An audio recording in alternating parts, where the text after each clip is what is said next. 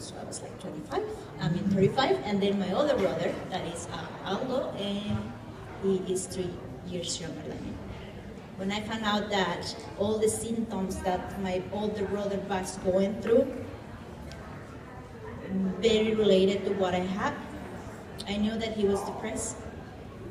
So I went to Mexico, and having all this previous experience with depression, I tried to make my parents to understand that it was an illness, and it was not just something that you just snap out. It didn't really help. So I remember one day we were in the living room, and it was chaos in my house. And I just looked at my older brother, and I just said, and he didn't know what I meant, but we went out, and I told him, we're gonna do something about it. We didn't tell my parents, and I took him to a doctor, and I thought that he needed to start on therapy and take medication, which he was a little bit like, no, I don't know, I'm not sure, I don't want to get in trouble with my parents. So when I proved him that I was in treatment and my life got better, he said, okay, I'm gonna give it a try, and he did. So I was very happy that I left Mexico and I came back to Canada knowing that he was doing better. But unfortunately, a year and a half ago, I received the worst call of my life, and it was that my brother had taken his own life. I feel guilty sometimes. I've been through a lot of therapies, but I am supposed not to feel guilty.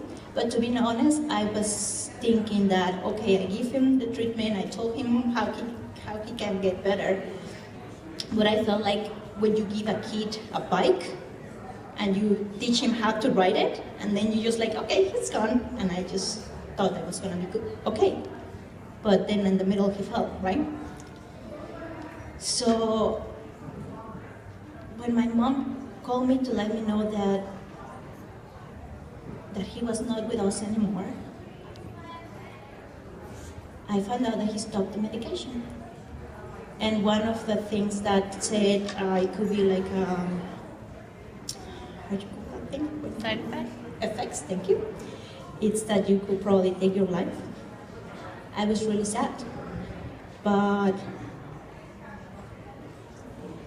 now I think that my family had to go through all this so I can be today here to talk to you.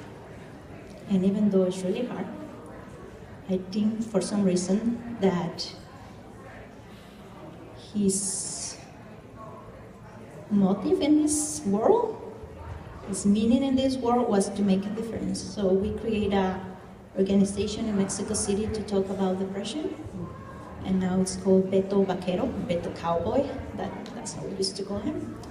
And we start talking about it, and then I just decided that I was not gonna be worried about it, and I was just gonna talk about it because we needed to make a difference.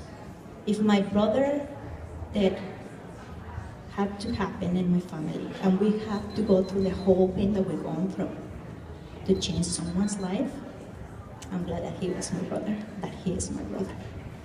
So, my doctor told me when I came back from Mexico that I should go back in my pills. And I said, no, I don't need pills.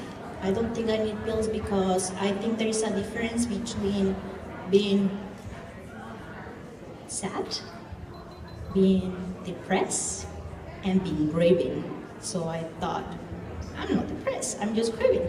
But he said, because the stage of your brain and because we know there is something in your family, we need to prevent it. For a month I didn't try, I thought it was just grieving, but then I go back in the pills. My mom still doesn't know. I found out, and I told her the other day, if you want to hear that I'm not in pills, that's what I'm going to tell you. Because I have learned that I'm the only one who knows what's good for me. Because if I come today and I tell you that I have brain cancer, you know what I hear?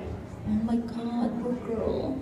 Oh my God, you know this. I don't know what is the difference between having cancer and having depression, but I think it's the way we look at it. When someone said I have cancer, your friends cook for you. Your friends come and visit. Your friends come send flowers. People raise money for that. When you said you have a mental illness, your friends don't like you so much. Someone told me, are you sure you're gonna talk about it? I mean, you have a business and you deal with kids. Would you be afraid that people may not wanna be with you anymore because you're in charge of their kids? I'm not afraid. If I had to lose my business to make a difference, one life difference, I will lose everything. If I can make one difference so anybody in my, like in this country or any part of the world, cannot go through the pain we're going right now, I don't care what I have to lose. Very important that I learned is that we can prevent it. And I remember telling my mom that I knew one of my aunts has some mental issues, like I think she tried to take her own life a few years ago. And I said, why, when that happened, you didn't really dig into it to see what happened? But we don't have to worry about the past, but about the present. So because I have two wonderful kids right now, I want to make sure that I read and I know what I need to do that to prevent it, or in case this happened in my family, that I know how to deal with it. So I know that there's ways to prevent it, like eating healthy and be active, but if it's in your family, it could come and just show up. So I'm gonna do everything that I can to try to prevent it. But if it happens, like in my case, sometimes my life is like a roller coaster. Sometimes I'm up, like sometimes I'm down. So I decided that may as well enjoy the ride and share with you. So I just want you to know that we have to stop comparing what is good for everybody, and it's just focusing about what is good for you. Today I just think that I have found what is good for me. Some people do it through therapy, some people do it through medication, some people just go through church. So whatever works for you, that's what you need to listen. Listen to your heart, listen to your soul, and let's stop the stigma. It's something that is happening. I wish it didn't happen, but it does. So let's stop being shy about it, and let's just realize something that happens, and let's make a difference. And if you feel sad, or if you feel like you may be into any other type of mental illness, just reach out, because thank God in this country you have so many resources that you can reach out. So take advantage of it. If you know of someone who may need some help, you can kind of direct them somewhere. So listen, and let's stop just pointing and say, no, this is not work, because whatever works for you is what is work for you, right? So hopefully, now that my brother is in heaven, because I think he's in heaven, I just want him to know that a month before I went to come back to Canada, and we were planning to open a blog to try to make people aware that we can have a normal life and that we can deal with this.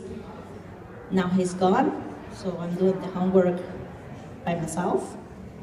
But I'm really happy, and I wanna just say thank you for being here, because it means that you're opening the eyes to realize that this is something that is out there in the world.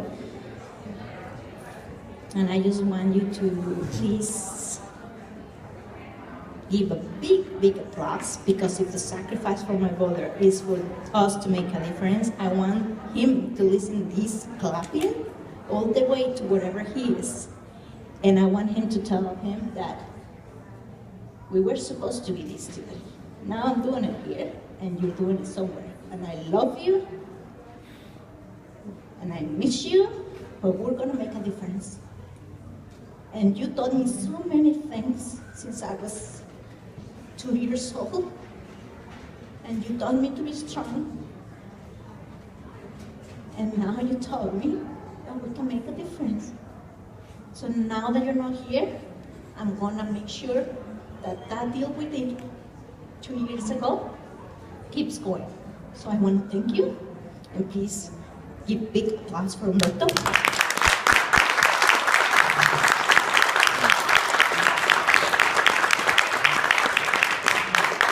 And I just want to thank everyone. Thank you very much.